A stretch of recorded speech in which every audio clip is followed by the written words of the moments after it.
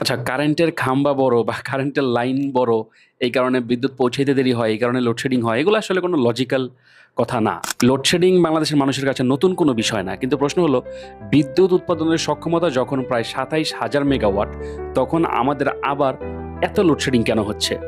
বিষয়টা বুঝতে হলে আপনাকে আগে একটা পার্থক্য বুঝতে হবে। বিদ্যুৎ উৎপাদনের সক্ষমতা আর বাস্তবে সেই বিদ্যুৎ উৎপাদন করা এক বিষয় না। ২০০৯ সালে বাংলাদেশে মাত্র ২৭টি বিদ্যুৎ কেন্দ্র ছিল এবং মোট উৎপাদনের সক্ষমতা ছিল প্রায় ৪,৯৪২ মেগাওয়াট। এক দশকের বেশি সময়ে বিদ্যুৎ কেন্দ্র বেড়ে হয়েছে প্রায় ১৫২টি, আর সক্ষমতা বেড়ে দাঁড়িয়েছে প্রায় ২৭,০০০ মেগাওয়াট। তারপরেও লোডশেডিং কেন? এর বড় কারণ জ্বালানি সংকট। বাংলাদেশের বিদ্যুৎ কেন্দ্রগুলোর একটি বড় অংশ গ্যাস নির্ভর। গ্যাস ভিত্তিক বিদ্যুৎ কেন্দ্রগুলোর মোট সক্ষমতা ১২,০০০ মেগাওয়াটেরও বেশি, যা দেশের মোট সক্ষমতার প্রায় ৪৪%। কিন্তু এসব কেন্দ্র চালানোর জন্য যত গ্যাস প্রয়োজন, তার পুরোটা পাওয়া যাচ্ছে না।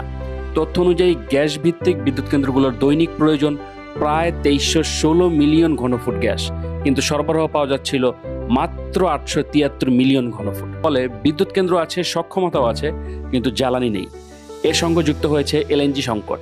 ২০২৪ সালে সামিটের এলএনজি টার্মিনাল বন্ধ থাকায় আমদানি করা গ্যাসের সরবরাহ ঘাটতি তৈরি হয়েছিল। ফলে গ্যাস ভিত্তিক অনেক বিদ্যুৎ কেন্দ্র পূর্ণ সক্ষমতা চলতে পারেনি। শুধু গ্যাস নয়, কয়লা ও তেল ভিত্তিক বিদ্যুৎ কেন্দ্র আমদানি নির্ভর। আর এখানে চলে আসে একটা বড় সমস্যা, ডলার সংকট। বাংলাদেশের বৈদেশিক মুদ্রার রিজার্ভ একসময় প্রায় ৪৮ বিলিয়ন ডলার ছিল, পরে তা ২০ বিলিয়ন ডলারের নিচে নেমে আসে।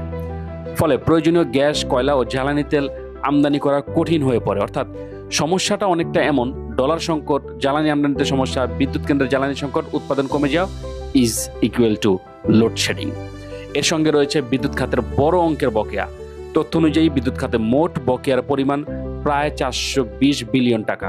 আদানি গ্রুপের কাছেও বাংলাদেশের প্রায় ৮০০ মিলিয়ন ডলার পাওনা ছিল। অন্যদিকে বাংলাদেশের মোট বিদ্যুৎ উৎপাদন সক্ষমতার প্রায় ২৬% বা ৭,১৭৯ মেগাওয়াট কয়লা ভিত্তিক বিদ্যুৎ কেন্দ্র থেকে আসার সক্ষমতা রয়েছে, কিন্তু এগুলোর বড় অংশই আমদানিকৃত কয়লার উপর নির্ভরশীল।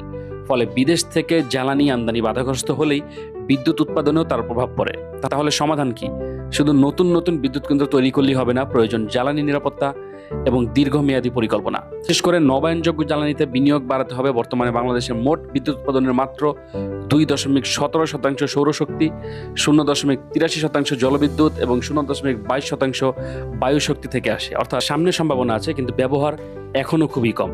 শেষ কথা হলো, বিদ্যুৎ কেন্দ্র আছে কিন্তু জ্বালানি নেই। জ্বালানি কিনতে ডলার লাগে, আর ডলারের সংকট হলে পুরো বিদ্যুৎ ব্যবস্থা আবার ঝুঁকির মধ্যে পড়ে। তাই লোডশেডিংয়ের স্থায়ী সমাধান শুধু বিদ্যুৎ বাড়ানো নয়,